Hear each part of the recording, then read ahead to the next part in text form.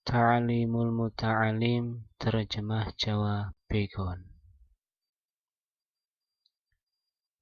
Bismillahi kelawan nyebut asma Allah. Sifatnya Allah Ar-Rahmani kang maha welas asih dunya akhirat. Sifatnya Allah Ar-Rahimi terulas asih akhirat bloko. Alhamdu utai sekabehi puji iku lillahi kedue Allah. Alladzi dzat faddola kang wis ngutamaake sapa Allah Bani Adama ing putra wayahe Nabi Adam bil ilmi kelawan ilmu wal amali lan amal ala jami'il alami ing atase sekabehi alam wassalatu utawi tambahi rahmat takzim wassalamu lan keselamatan iku ala Muhammadin ing atase Nabi Muhammad Sayyidil Arabi kang dadi gustine wong Arab wal ajami lan wong ajam wa ala alihi lan ing atase keluargane Nabi wa ashabihi lan sahabat-sahabate Nabi ya nabi'il ulumi kang dadi sumbere pira-pira ilmu wal hikami lan pira-pira hikmah wa ba'du anapun sause maca bismillah alhamdulillah sholawat salam falamma ra'aitu mongko semangsane ningali sapa ingsun kathiran ing wong akeh minatulabil ilmi saking pira-pira wong kang luruh ilmu fi zamanina ing dalam zaman ingsun yajiduna hale padha nemen-nemeni kabeh ilal ilmi maring ilmu wala yasiluna lan ora tumeka kabeh au mim manafi'ihi utawa saking pira-pira manfaate ilmu wa thamratihi lan pira-pira buah ilmu wahya utawi thamratihi iku al amalu amalake bihi kelawan ilmu wan nashru lan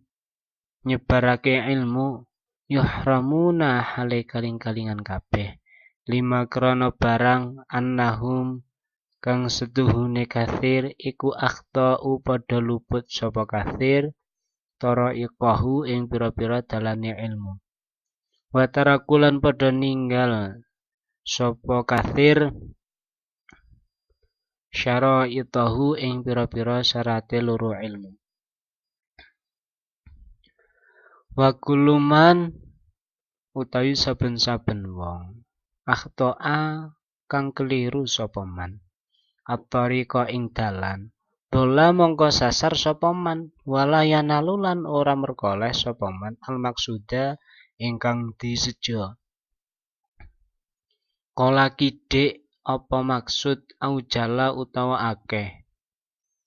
aratu mongko karep sapa ingsun wa ahbabtu lan demen sapa ingsun an ubayyina ing yen to mertelakake sapa ingsun lahum maring kafir tariqat ta'allumi ing dalane ngaji utawa maham ilmu alama ing atase barang ra'aitu ningali sapa ingsun fil kutubi ing dalam pira-pira kitab wasami'tu lan krungu sapa ingsun min asatizi saking pira-pira guru ingsun ulil ilmi kang duweni ilmu wal hikami lan pira-pira hikmah rojaan hale ngarep-arep ad-du'a ing donga li maring ingsun minar raghibina saking wong kang padha demen kabeh fihi ing dalam ilmu al mukhlisina kang dadi kang bersihake kabeh bil fauzi kelawan merkoleh kang disejawal khalasilan selamat fi yaumidin ing dalam dina kiamat ba'da mastakhartu sawise oleh amrih kebagusan sapa ingsun Allah ing Gusti Allah taala halimah lur sapa Allah fihi ing dalam ngarang kitab wa samaitu lan ngarani sapa ingsun ing kitab ta'limal muta'alimi ing aran kitab ta'lim muta'alim tariqat ta'alumi ing dalane aji macam tuh lan dadake sapa ingsun ing kitab fusulan ing pira-pira fasal fasulun utawi fasal kang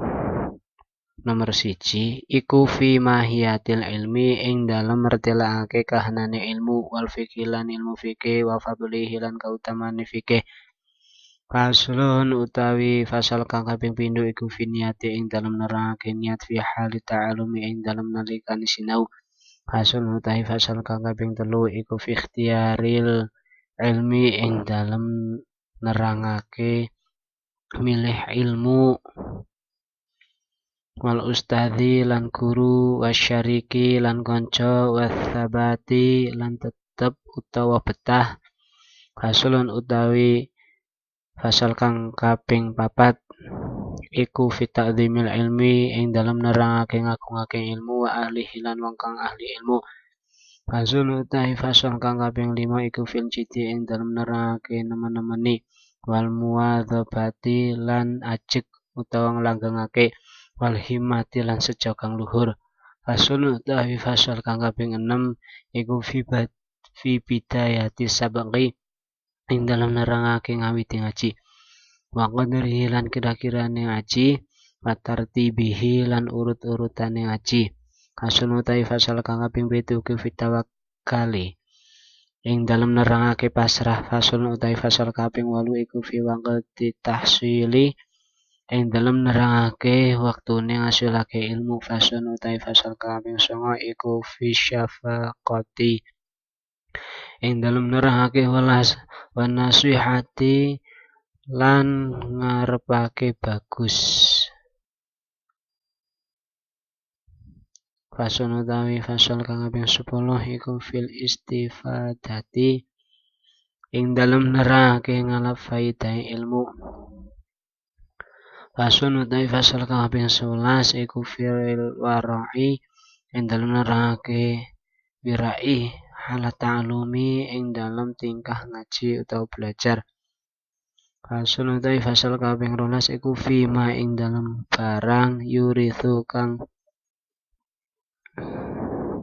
marizake apa ma al-hifdza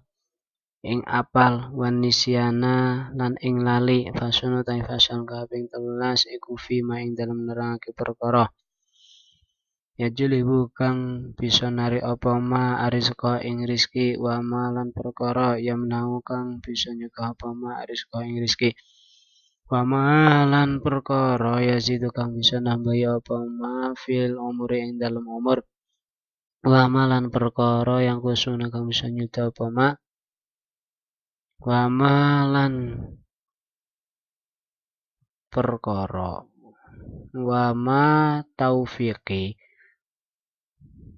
wa ma taufiki lan ora ana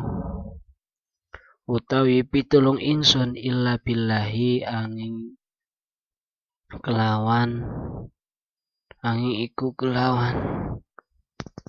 Allah alaihi atase Allah tawakkaltu pasrah sapa ingsun